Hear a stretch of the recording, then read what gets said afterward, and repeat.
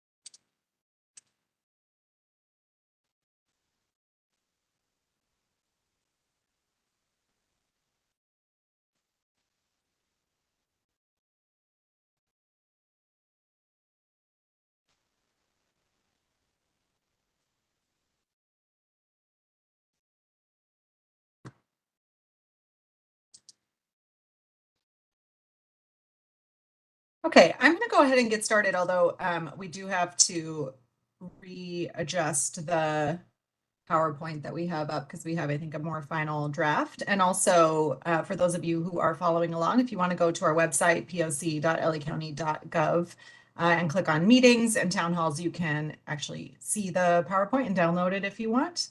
But I'm going to go ahead and get started while we switch that PowerPoint out.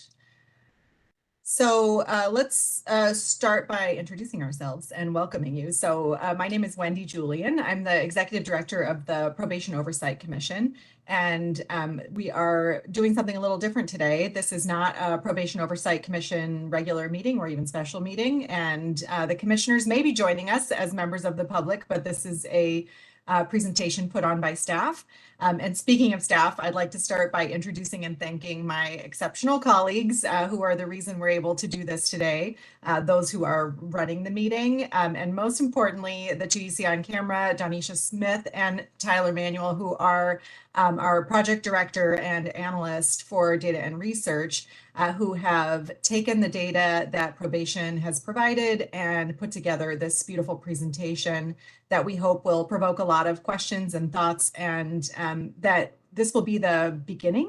We're going to talk about how we analyze the data and what basic data we have, but we plan to offer quite a few of these sessions to help explain the data. And the purpose is what you see on the screen. It is to understand better the people behind the statistics. You'll hear us talk about that frequently today, and I'm really looking forward to our theme is about really better understanding, in particular, the young people who are in Los Angeles County probation detention facilities. Given that, we are going to take public comments today, although it's a little bit different than usual because we won't have a timer and it can be more interactive.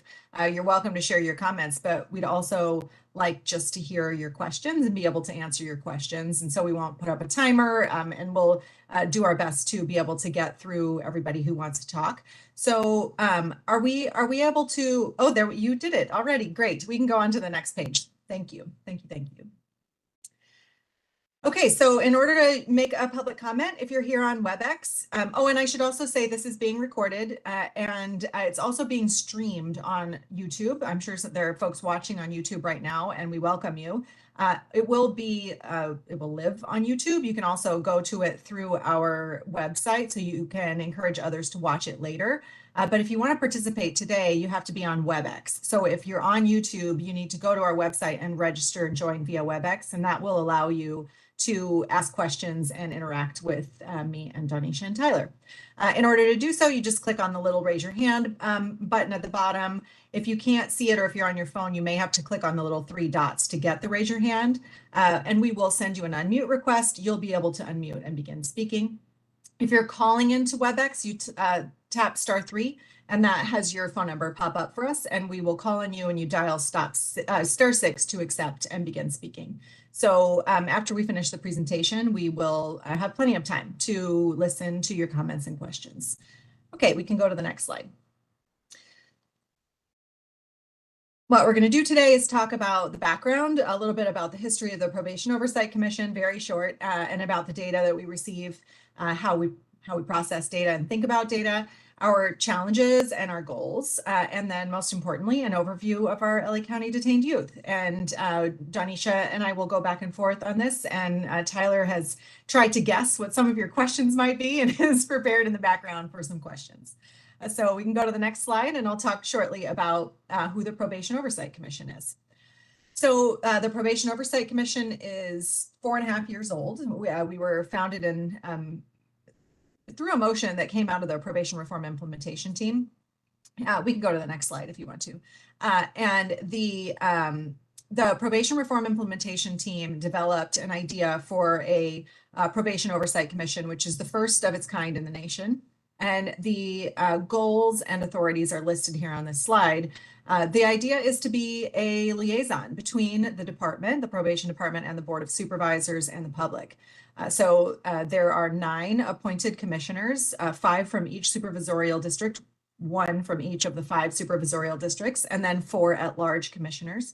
And they, along with the support of staff, review departmental policies, procedures, and practices, conduct inspections. Many of you have seen our inspection reports that we do annually and are on our website.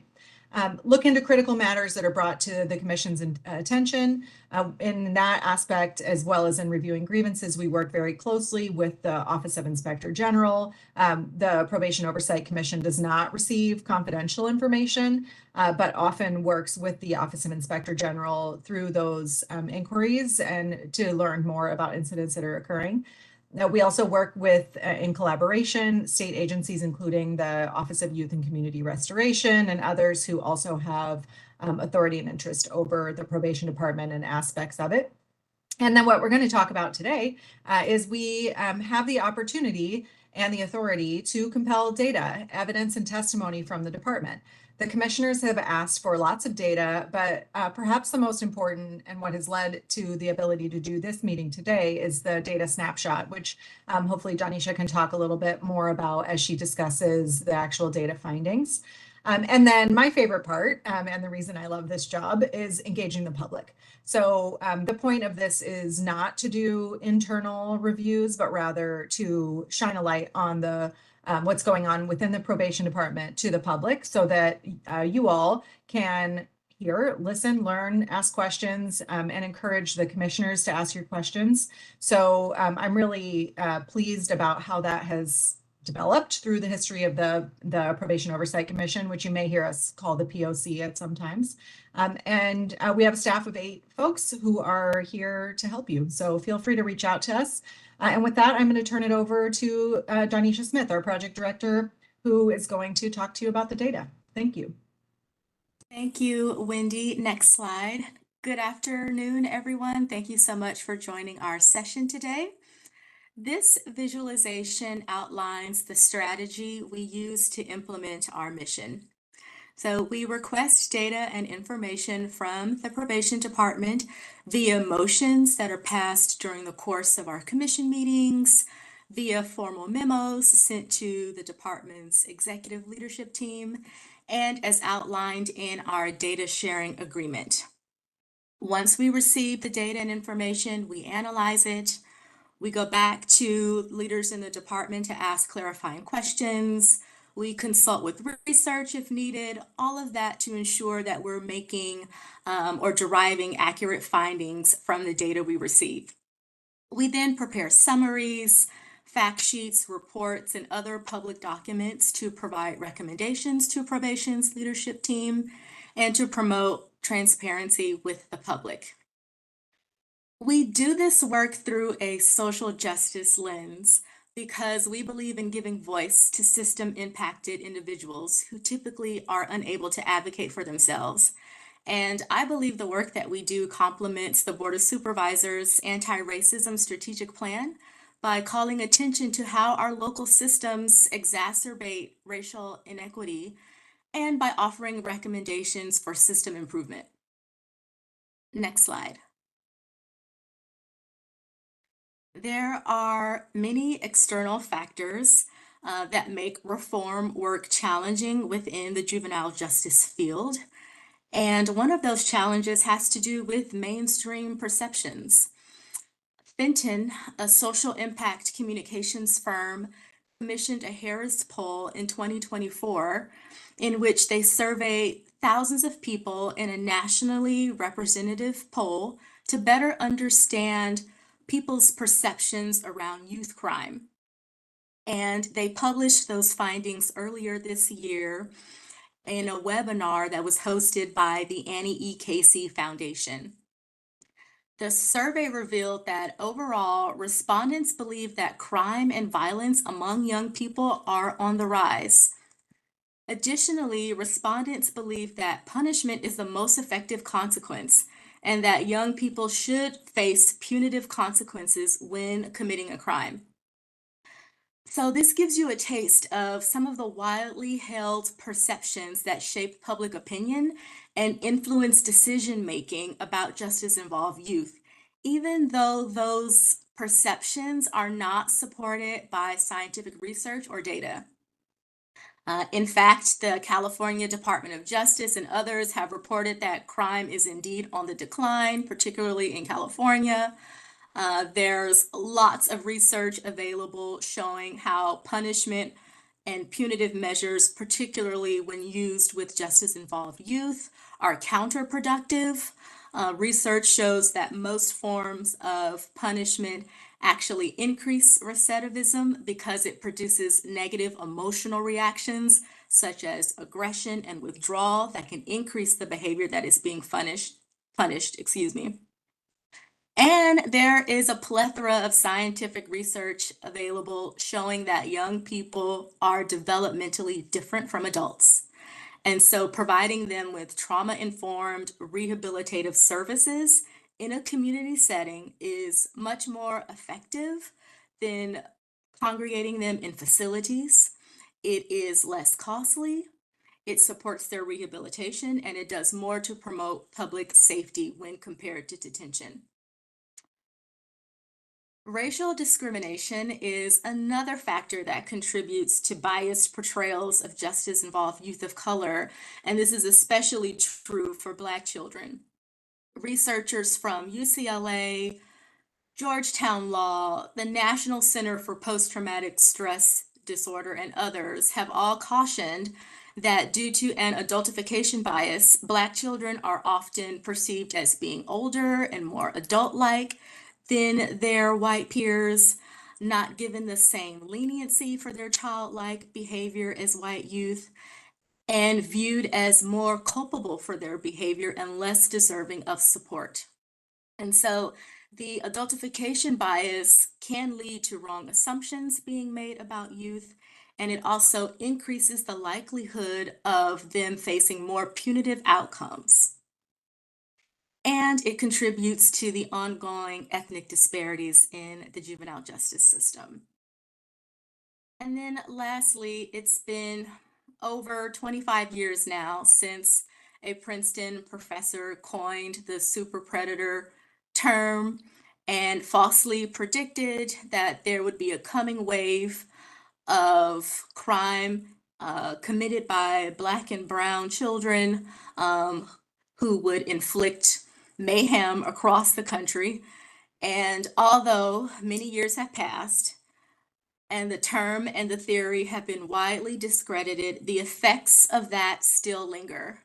The panic fueled the demonization of boys of color, and it sparked legislative changes to increase punishment in the juvenile justice system. And so in summary, these are just a few of the widespread perceptions and strongly held beliefs that are not based on factual information, yet contribute to flawed decision-making and harsh treatment of youth of color in the juvenile justice system. And with that, I'll turn it back over to Wendy and we'll shift and talk about some internal challenges. Thanks, Danisha. So internally, as we have discussed at basically every probation oversight commission meeting for 4.5 years, there are really very major challenges to reviewing, receiving, and analyzing data. Originally, there was very limited compliance with the data sharing agreement between the Probation Oversight Commission and the Probation Department. I'm pleased to in some ways dramatically, and in fact is the reason that we can give the presentations that we're giving today and in the future. That is extremely helpful. However, still there is often delay in receiving the data agreements. In fact, just in this year, 2025, the Commission has had to issue 2 subpoenas for non-confidential information that has been requested over months from the department that was ultimately received.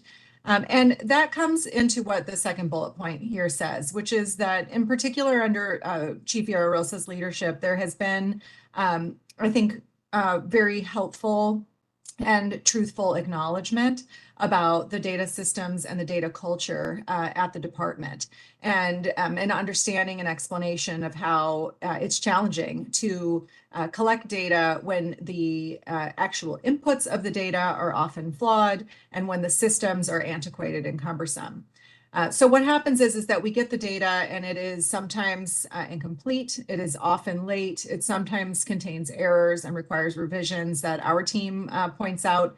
And it often lacks consistency from one data set to another. For those of you on the call who are deeper understanding of data analysts than I am, it means things like the data definitions change from one column to the next in a month-over-month comparison. So we put together a lot of data. You can find a lot of data on our website and reports, things like data about OC spray usage and about the demographics of the young people, and then a lot of the data that you're going to see today. And all of it sort of has a big asterisk next to it that says this is a reflection of the data that we have received, which everyone, including the probation department, acknowledges often contains errors. I think that over the last few months, we have seen the department on their own make some corrections to the data, which is promising.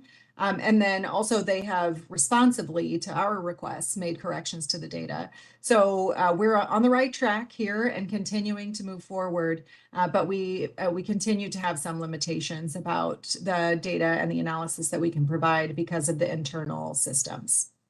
And with that, I will give it back to Danisha. Thank you, Wendy. So our objective is to obtain reliable data that enables us to develop a deeper understanding of the population of youth detained across probation's facilities, and also develop a deeper understanding as to how the system is functioning so that we can advise the Board of Supervisors and the probation department. We strive to use research and data to monitor trends, acknowledge progress, and advocate for ongoing reform. We value knowledge and believe that knowledge, which includes data, leads to better decision-making and helps to reduce bias. So we must continually seek information, review data, and strive to learn and improve. Next slide. So in reviewing the data sets that we've had access to thus far, here's what the data has revealed. Most of the detained youth are male, and on average, they are 17 years old. And despite the rich ethnic diversity that exists in the County of Los Angeles, Latino and African American youth make up the overwhelming majority of youth who are detained. On average, youth are detained in probation's facilities for about 9 months, which far exceeds the national average of 27 days as quoted by the Annie E. Casey Foundation.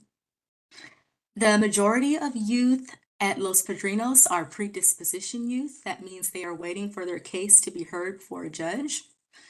And based on their residential zip code, most of the youth come from low to moderate income communities. And so I hope that this helps to paint a picture of the typical young person you may encounter in a probation facility. Oh, and I should also mention that there's a high likelihood of them being involved with DCFS, or as we would say, dual systems youth. And actually, I'll turn it over to Wendy now to talk more about youth with child welfare involvement.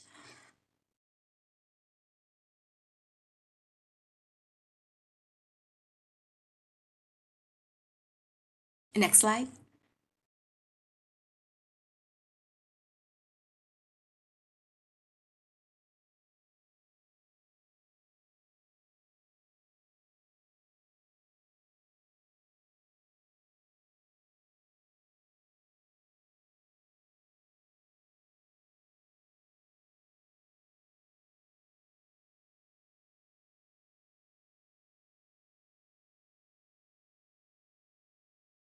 Wendy, I think you're on mute.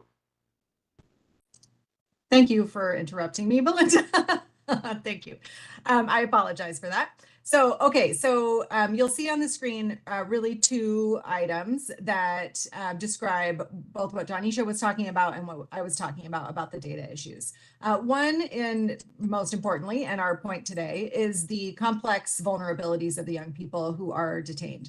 So if you have an open Department of Children and Family Services case or a previous Department of Children and Family Services case that was open, it means that there has been evidence of abuse or neglect in your life as a child, and that you have been involved in dependency court proceedings. That means all kinds of things, including that you may have been in foster care or other out-of-home placement with a resource family. It means you may have lived in a suitable placement, what's called an STRTP, a short-term residential placement center, treatment center. It means that you have a case open before a dependency court judge, that you are known to the system. You'll see also what I was talking about changes and disparities in the data. So in the July 31st snapshot that we received, almost exactly half of the young people had a check mark in the column that said DCFS.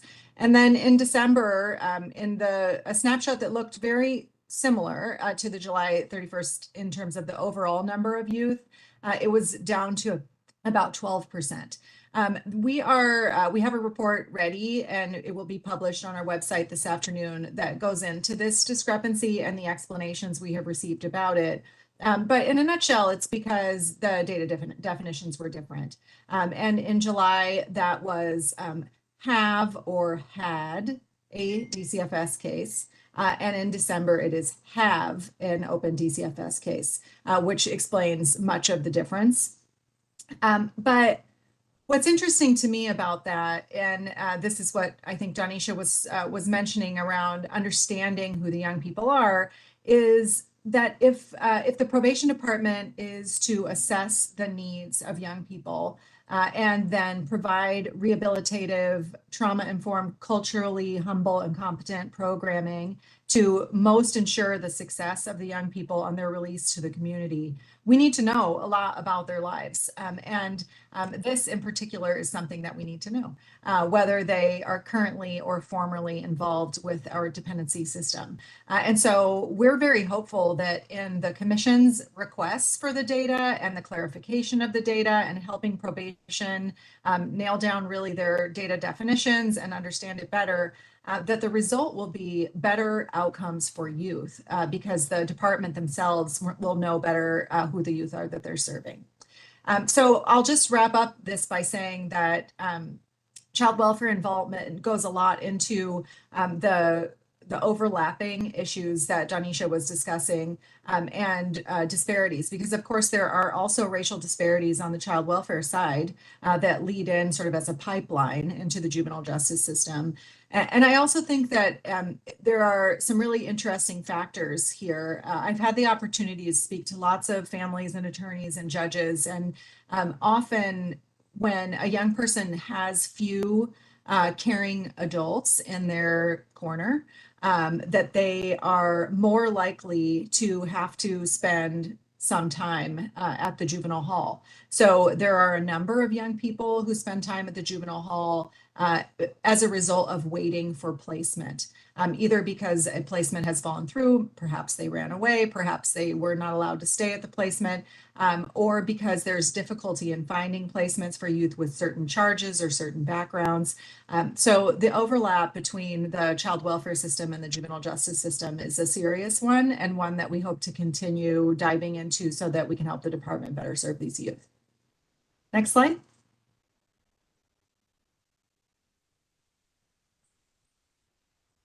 Okay, so this next slide is students with disabilities, and like the last slide, something that's very important to me personally. I happen to be the parent of a child who has an independent education plan, an IEP, and a disability. But also, I think that it helps to tell the story that we're discussing about the complex vulnerabilities of the young people who are detained. So this data comes thankfully due to our collaborative relationship with LACO, the LA County Office of Education, and helping us understand who the young people are in terms of their special education needs. So you'll see at the top that it says that as of March 20th, 2024, 45% of the students had a disability. And that is a very high number. And just to give you a sense of comparison, an average that we were told in a general community school outside the detention setting, that's expected to be about 12%. So this means a lot of need for special education programming, special education professionals and paraprofessionals. There are lots of students, as we observe classrooms, who have one-on-one aides or aides who support multiple students in the classroom. Those include a high number of students with specific learning disabilities, diagnosed learning disabilities. So of that 45%, 25% have emotional disturbances and 45% have another type of health impairment. So that can be then further narrowed down to youth who have very significant developmental disabilities. And these are young people who are regional center clients who are identified as having developmental disabilities. The reason you see the Venn diagram here is that regional center client is a very objective measure. You either are or you aren't accepted as a regional center client. Developmental disability is a designation that probation gives to youth. So in the data set in December, most of the youth who were regional center clients were also listed as developmentally disabled. It's my opinion that those 4 are probably a mistake and that likely should be listed as developmentally disabled.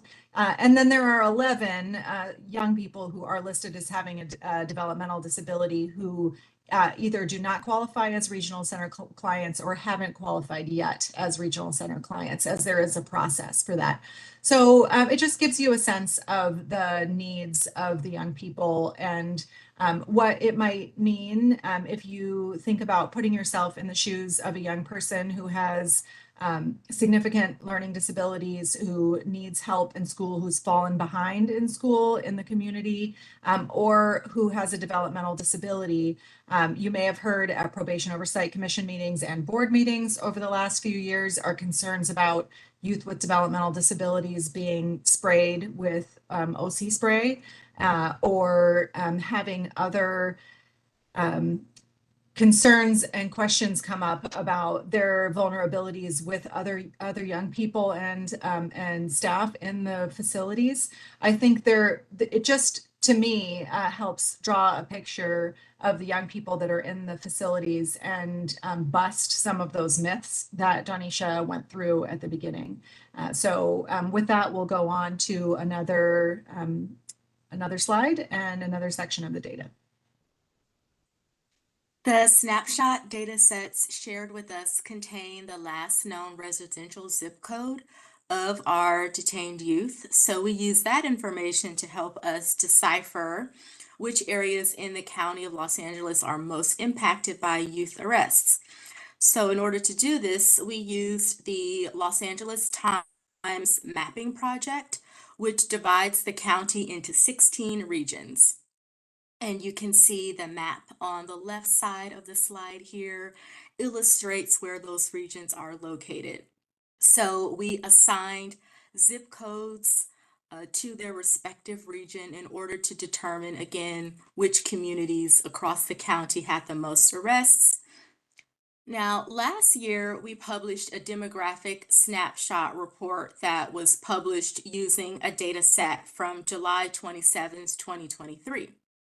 And so when comparing the data in that data set to a more recent data set from July 2024, we observed that most detained youth lived in low and moderate income communities with histories of disinvestment and poverty, with South Los Angeles and Southeast Los Angeles County consistently rounding out the top 3 areas most impacted throughout the county. And just for reference, South Los Angeles refers to communities within LA City proper, and Southeast Los Angeles County refers to a cluster of small cities that includes Bellflower, Cudahy, and Montebello, to name a few. I think we all are familiar with the Antelope Valley in North County, and if you're curious, the harbor consists of areas such as the city of Long Beach, Harbor City, and San Pedro. So when comparing these most impacted regions to Los Angeles County benchmark data available from the University of Southern California, they all have above average unemployment, concentrations of poverty above the countywide average, less educational attainment than the countywide average, and higher concentrations of African American and Latino residents. Research shows that exposure to poverty increases the likelihood of youth becoming justice involved. The communities most impacted by youth arrests have histories of discrimination and inequities, and residents in those communities face significant hurdles to achieving economic mobility. So it's crucial that the county continue making targeted upstream investments in anti-poverty initiatives and youth development programming to reduce the likelihood of youth from these areas becoming justice involved. Next slide, please. So adolescence is the time between ages 10 to 19, and it's a period of significant brain and human development. Young people in this age range do not react to stress or think through decisions in the same way an adult would. The regions of their brain that regulate self-control, such as the prefrontal cortex, are still forming and continue to develop even beyond adolescence. And exposure to adverse childhood experiences, such as growing up in poverty or being the victim of child sex trafficking or dealing with community violence, those experiences can further delay brain development. So treating justice involved youth the same way we treat adult prisoners does not support their development or their rehabilitation. There's great literature available from the MacArthur Foundation Research Network, which indicates that we must view adolescence and young adulthood as a distinct and critical developmental period that necessitates justice policies that are tailored to this group. And so, based on research, we know that justice involved youth need community-based support. They need treatment options that address the root cause of their behavior and treatment that addresses the trauma they've experienced. They need access to evidence-based programming, and they need to work with practitioners who embrace youth development and employ a strength-based approach to serving them. And so the PLC will continue to advocate for reform because we believe that with the right support, all youth have the potential to thrive and that healing is always possible. For us, the data is much more than just numbers and charts and analytics. It's a tool to help us better understand how to best serve the youth behind the statistics. Wendy, any final thoughts you'd like to add?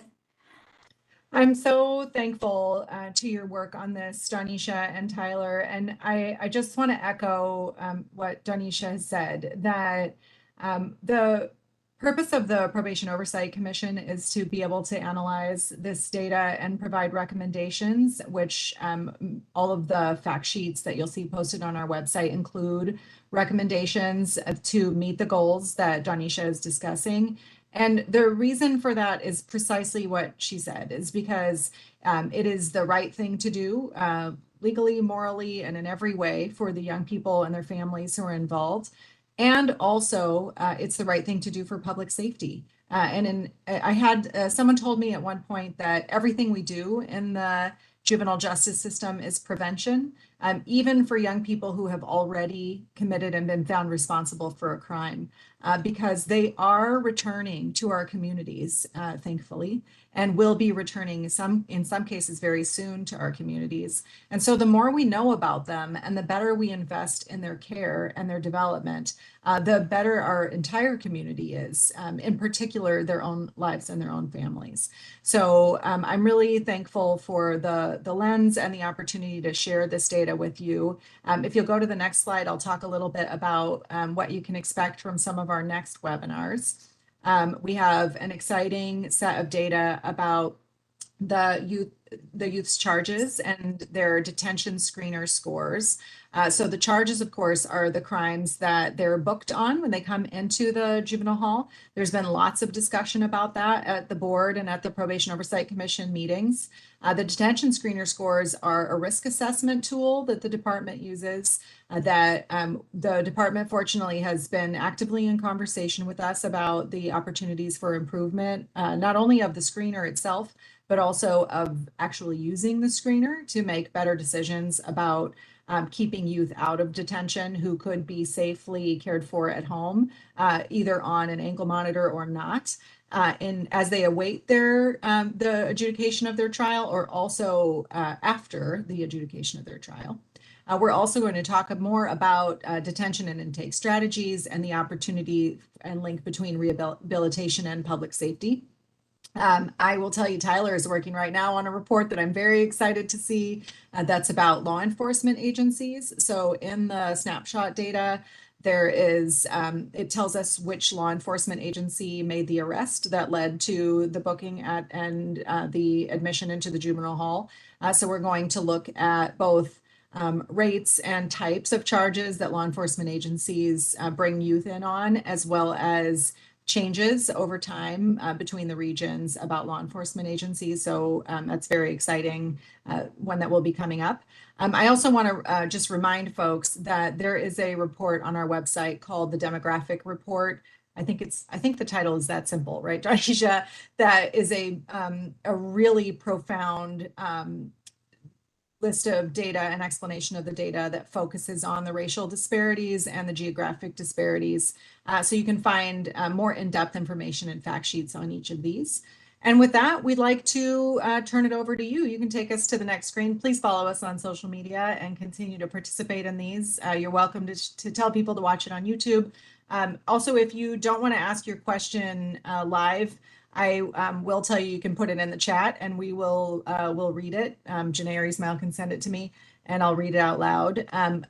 Also, you're always welcome to email us at info@poc.lacounty.gov. If you note in your email that you want us to share your question or comments with the commissioners, we'll do so. But we'd love to hear your questions and suggestions about this presentation, about future presentations. If you want to use the raise your hand function, we'll call on you.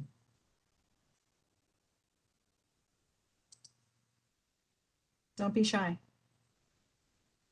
Okay, Thomas Schofield.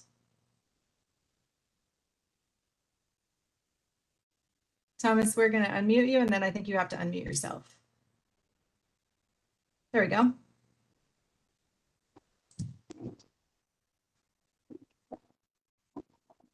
Thomas?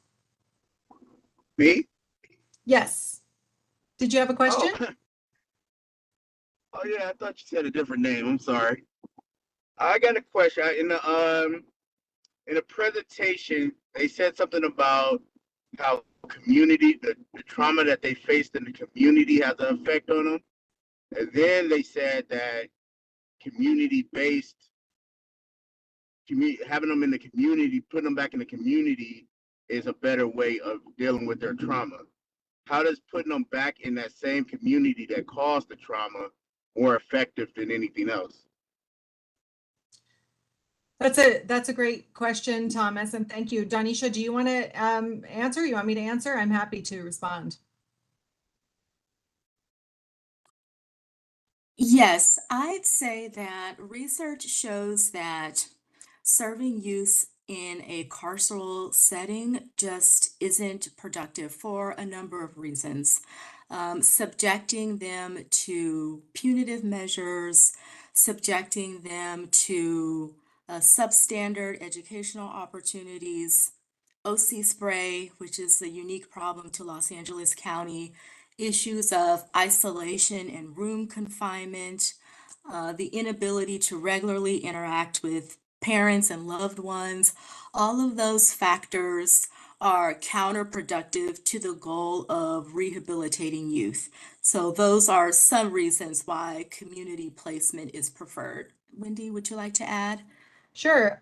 I'll add, Thomas, that I think we've heard the chief and other folks from the department talk about places like Pine Grove and Boys Republic and many other many other non-carceral settings for adjudicated youth and potentially pre-adjudicated youth. And then also the many step-down facilities that are available for our secure treatment youth facility directed youth. So sometimes that community placement doesn't necessarily mean right back into the home or the neighborhood. It does include an intervention. But I'll tell you, I had a conversation once with Director Brandon Nichols, the director over the Department of Children and Family Services, that has always stuck with me, which was about how much support and help families need to actually provide the resources to families directly to be able to get the services they need, including things like housing and mental health care and substance abuse treatment, and that there are ways to do what many folks call wraparound services that could prevent recidivism and help for healing in the community. So I think you're right to say that often the community and the family that the young person has come from needs additional support and investment.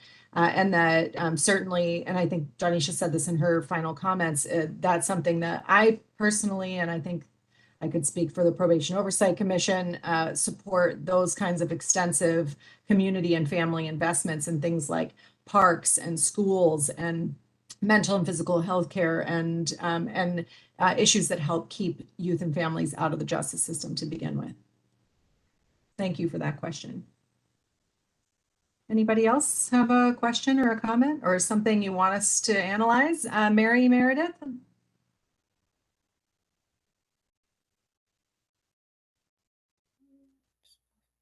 you hear me? Yes, please go ahead. Wonderful. Thank you, Wendy. And thank you, Thomas, for that question. That was wonderful. I am curious if we are able to identify the communities where the youth are coming from, and we also know that they are special needs youth who need a lot more care in the home. Do we know how many siblings they have or what type of work, if their parents actually have time to or are getting the resources that the family would need to have in that home? And then also, are we able to identify the schools that they are coming from? So maybe we can send more support there. If they are having community-related traumas, are they getting trauma treatment in their schools inside the communities where they're already getting the first initial negative experience before they move and transition onto the justice system? You can see Danisha furiously writing down that question because it's a very good one. The answer to the first question is no. We definitely do not have any information or data about the actual like family setup that the young person comes from.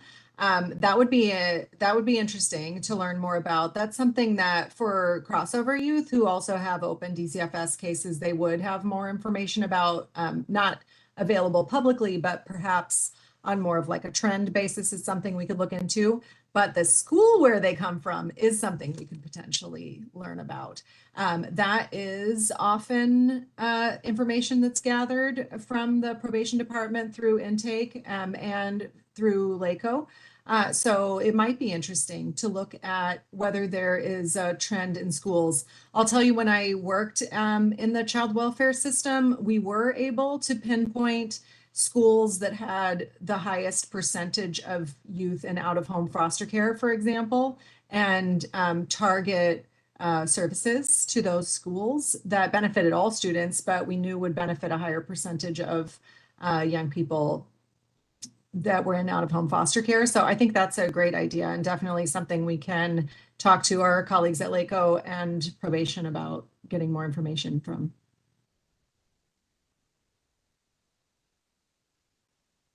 Anybody else? Okay, there's Thomas Schofield back. And now I see why Thomas Bell thought I said the wrong last name, because I did. Thomas, you can unmute yourself and ask your question. All right, are you able to hear me? Yes. Oh, hello. Okay, well, thank you for your presentation. Well done. I know how hard it is to work with data, and I really appreciate everything that you all are doing. You're doing a great job. Okay.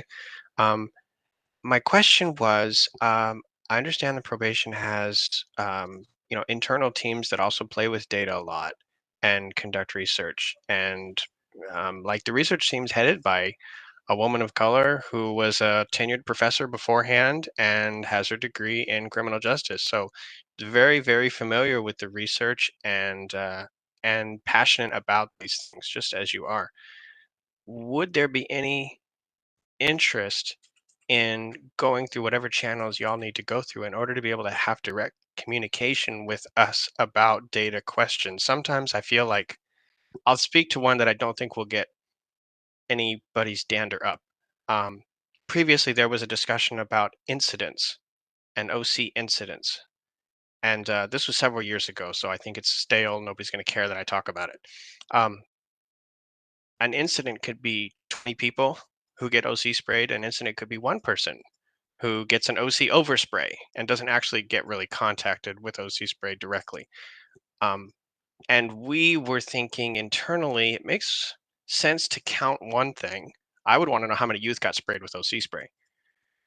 But if we don't know to ask that question, we might ask how many incidents of OC spray were there, and that means a large incident where a lot of kids had to get sprayed because there was a mass safety event where everybody, a lot of kids in an entire unit were being at risk, and so in order to handle that, spray was deployed by the officers to a lot of kids. That would be, in my mind, different from just one single kid getting deployed for whatever reason. Um, and we just never saw how we could communicate that with you all. And so maybe if that's something that you'd be interested in, obviously there's going to be a lot of things we cannot talk about. We're not authorized to talk about, and we're not public relations.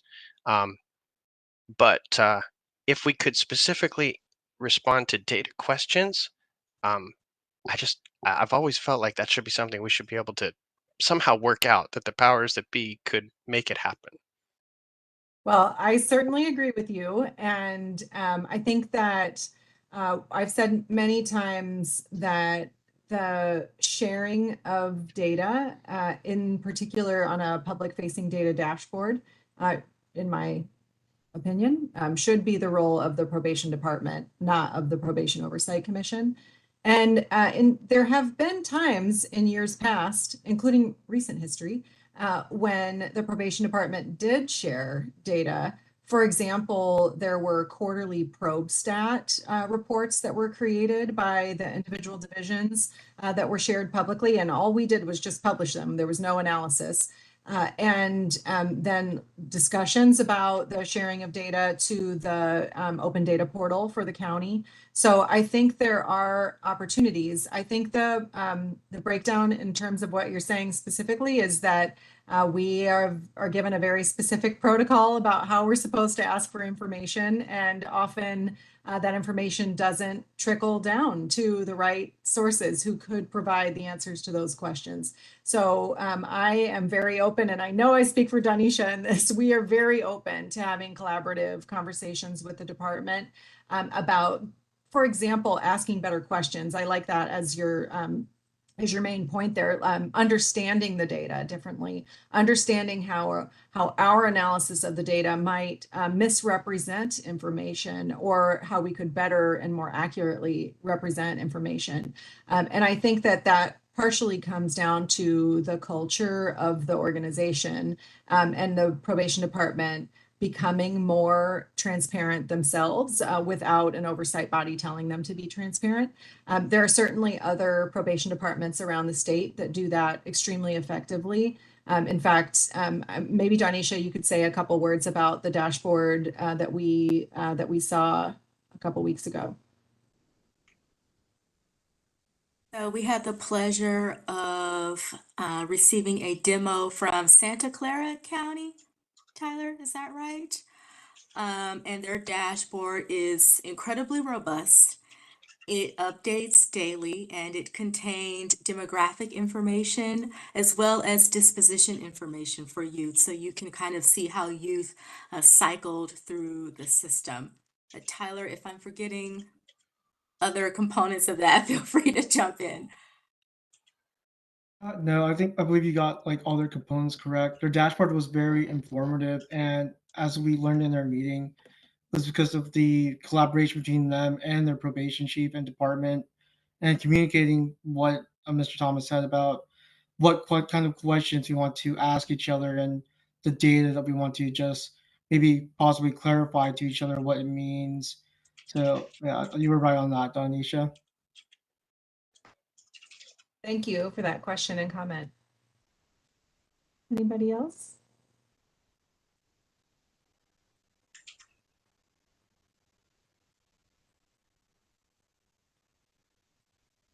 Okay, well, don't hesitate to raise your hand as we're giving concluding remarks here, but I am so thankful for the team at the Probation Oversight Commission for hosting this webinar, and in particular, Danisha and Tyler, for your work in putting together these fact sheets and today's presentation. This will be live on our website soon. You can watch the video, or of course on our YouTube channel. And we encourage you to look out for our further webinar options. We have our next Probation Oversight Commission meeting on July 24th. It's at Magic Johnson Park and from 9 to 1 on Thursday, July 24th. So please attend either in person or virtually. We have a great meeting. We'll be talking about the probation department's PREA, policies and implementation, an update about the depopulation plan and BSCC, an update from our education ad hoc committee. So I'm looking forward to that and some other agenda items. Anything else you want to say in conclusion, Danisha? Just thank everyone for their participation and their engagement.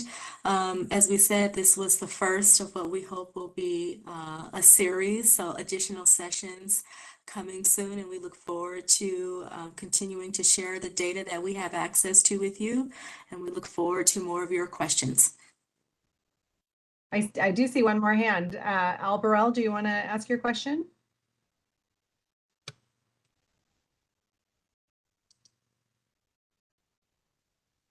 Especially with Santa Clara.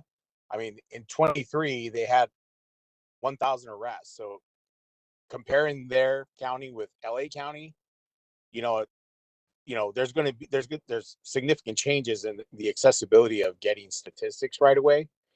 But my other question would be, or comment is, with your analysis, do you review how many youth are getting services prior to their initial arrest? And how many arrests did they have while while getting services out in the community? So you're of course right about the scope of Santa Clara County, we went to visit San Luis Obispo County as well. I think they had 14 youth in custody the day we were visiting. I mean, that's compared to 500 plus young people in Los Angeles. The scope is not comparable. Although the way that Santa Clara has their dashboard set up, they have, I'm going to use the wrong word, Tyler, like automatized. So they've created formulas so that they're not actually doing like any kind of physical input of data on a daily basis. It's a system approach that is certainly it's certainly possible to do that on a much bigger scope. It would require investment and understanding and valuing of that information, but I definitely appreciate and understand what you're saying about the scope. In terms of looking into the arrests that happen, there is very little data that we are provided about recidivism information. And I don't actually know how much data the department is collecting about recidivism because they're not sharing it. So if they are collecting it, I also don't know whether the district attorney's office, for example, or some of the other folks who may have access to that data are collecting that data. But I would really love to see it. We've had people ask questions about recidivism, in particular for our now older youth, the ones who used to be at DJJ and now are with us in Los Angeles County at SYTF, and how when they are released to community step down programs, how many services they're providing and how effective those services are, which services are more effective than others, what recidivism rates are. That's all data I would love to see. And if it is being collected, it is not currently being shared. So we are on the same page about wanting to know that information.